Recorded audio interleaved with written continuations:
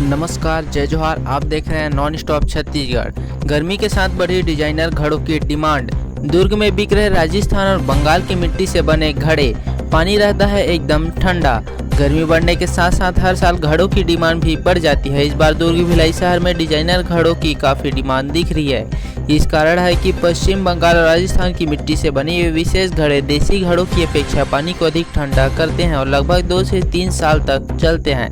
इन designer घड़ों की कई दुकानें दुर्ग नाका ट्रैफिक टावर के पास सड़क किनारे लगाई हैं। जैसे आप भिलाई से नागपुर हाईवे को छोड़कर दुर्ग की ओर बढ़ते हैं, इन डिजाइनर घड़ों की दुकानें दिखने लग जाएंगी। कोलकाता से आए खैरू सदराज से हमारी टीम ने इन घड़ों को लेकर विशेष बातचीत की। खैरू ने बताया कि यह घड़े पश्चिम बंगाल, सिलीगुड़ी और राजस्थान के जोधपुर के मिट्टी से बने हैं। ये डिजाइनर घड़े हैं, इनकी जो डिजाइन है वहीं से बनकर आती है। इन घड़ों की सबसे बड़ी विशेषता यह है कि इन घड़ों में पानी सारा दिन ठंडा व फ्रेश रहता है। गर्मी के दिनों में बर्फ और फ्रिज का ठंडा पानी गले को ठंडा तो करता है, लेकिन वह प्यास नहीं बुझा पाता। साथ ही यह पानी सेहत के लिए भी नुकसानदायक है। यही कारण है कि गर्मी के मौसम में मिट्टी के घड़ों की डिमांड कम नहीं होती है। हर साल घड़ों का पानी पीने का ट्रेंड बढ़ता ही जाता है। इन दिनों गर्मी पूरे चरम पर है, तो ऐसे में मिट्टी के घड़ों की डिमांड काफी बढ़ गई है। ऐसे में तरह तरह की डिजाइनिंग व ट्रेंड के देखने वाले डिजाइनर घड़े पानी को ठंडा करने के साथ ही किचन की शोभा भी बढ़ा रहे हैं।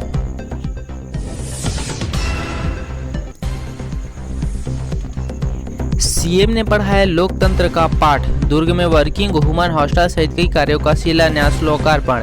रैकेट थामकर लगाए शॉट्स।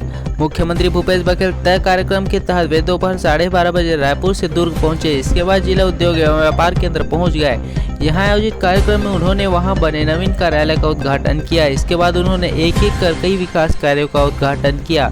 शाम को नोटिस कोर्ट का उद्घाटन करने के बाद रायपुर के लिए रवाना हो गए। आज फिर सीएम दुर्ग जिला के धमधा और भिलाई 3 दौरे पर रहेंगे। वहीं उद्घाटन कार्यक्रम के दौरान मुख्यमंत्री ने प्रयास आवासीय विद्यालय का लोकार्पण किया। इस मौके पर मुख्यमंत्री ने बच्चों को शिक्षक के रूप में लोकतंत्र का पाठ पढ़ाया। मुख्यमंत्री लोकतंत्र की कक्षा में पंडित नेहरू का दृष्टांत बताते हुए बच्चों को बताया कि किस तरह से लोकतांत्रिक भारत और गुलाम भारत में शासन व्यवस्था का फर्क था। उन्होंने बताया कि आज़ादी मिलने के बाद एक बार एक वृद्धा ने पंडित जवाहरलाल नेहरू का कॉलर पकड़ लिया था। उसने नेहरू जी से पूछा कि जवाहर, बताओ मुझे आज़ादी से क्या मिला। पंडित नेहरू ने उस महिला को उत्तर दिया कि आपको यह अधिकार मिला कि आप अपने प्रधानमंत्री से भी सवाल पूछ सकती है। मुख्यमंत्री ने बच्चों को बताया कि गुलाम भारत में नीतियां जनता के अनुकूल नहीं बनती थी। उन्होंने बताया कि भारत के सर्वश्रेष्ठ प्रकृति का मलमल तैयार होता था। यह मलमल इतना महीन होता था कि अंगूठी में भी समा जाता था और इसी महीन मलमल के देश को पूरी तरह से मैनचेस्टर की मिलों पर अंग्रेजों ने निर्भर कर दिया। वहीं इस कार्यक्रम के बाद मुख्यमंत्री गंज मंडी स्थित आम सभा को संबोधित करने पहुंचे। यहां उन्होंने एक साथ कई 100 करोड़ के विकास कार्यों का लोकार्पण किया। मुख्यमंत्री ने जिले के हॉकी स्ट्रो टर्फ देने की भी घोषणा की। हॉकी प्रेमियों की इस मांग को दुर्ग विधायक अरुण वोरा ने सीएम के सामने रखी थी। इसके साथ ही सीएम ने नगर निगम दुर्ग को भी विकास कार्य के लिए बजट देने की घोषणा की। कार्यक्रम के बाद मुख्यमंत्री नए बने टेनिस कोर्ट पहुंचे। यहाँ उन्होंने टेनिस का रैकेट थाम कर उसका उद्घाटन किया। इस दौरान मुख्यमंत्री टेनिस खिलाड़ियों से भी चर्चा की।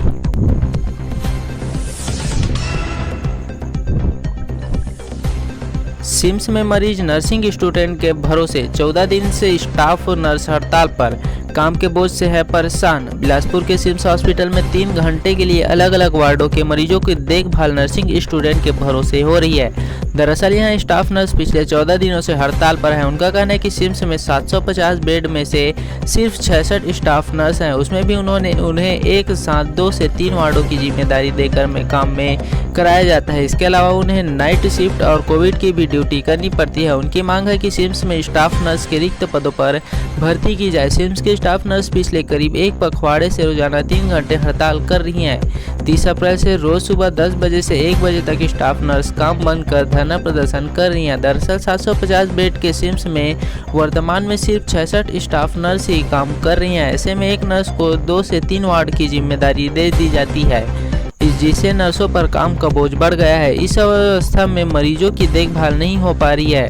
नर्सों का कहना है कि कई बार मरीजों को तत्कालीन उपचार भी नहीं मिल पाता। वहीं इतने ही स्टाफ से नाइट शिफ्ट और कोविड का भी लिया जाता है। वहीं सिम्स के 3 डॉक्टर के सहारे का कहना है कि नर्सों के इस हड़ताल के दौरान मरीजों की देखभाल करने के लिए सिम्स प्रबंधन ने अस्थायी तौर पर स्टाफ नर्स की जगह नर्सिंग स्टूडेंट के साथ ही मेडिकल का छात्रों की ड्यूटी लगाई गई है ताकि मरीजों को परेशानी न हो। इसके साथ ही स्टाफ नर्स के पदों पर भर्ती के लिए राज्य शासन को प्रस्ताव भेजा गया है। कोशिश यह है कि हमारी टीम ने वेतनभोगी के रूप में नर्सों की भर्ती की जाए ताकि स्टाफ की कमी दूर की जा सके। मंत्री लखमा के बिगड़े बोल, कहा पीएम 2 बार बस्तर क्या करने आए, एक चपरासी की नौकरी तक नहीं दी। छत्तीसगढ़ के आबकारी मंत्री लगावासी लखमा का एक बयान सामने आया है। आबकारी मंत्री ने कहा है कि प्रधानमंत्री नरेंद्र मोदी 2 बार बस्तर आकर गए हैं। यहाँ आकर वे क्या किए, बाथरूम करके यहाँ की मिट्टी खराब की। जनता ने उनके लिए मंच बनाया, स्वागत किया। लोगों को उनसे उम्मीद थी कि वे बस्तर की जनता को कुछ देंगे, लेकिन उन्होंने एक चपरासी तक की नौकरी किसी को नहीं दी। दरअसल आबकारी मंत्री कवासी लखमा सुकमा जिले के चिंतलनार पहुंचे थे।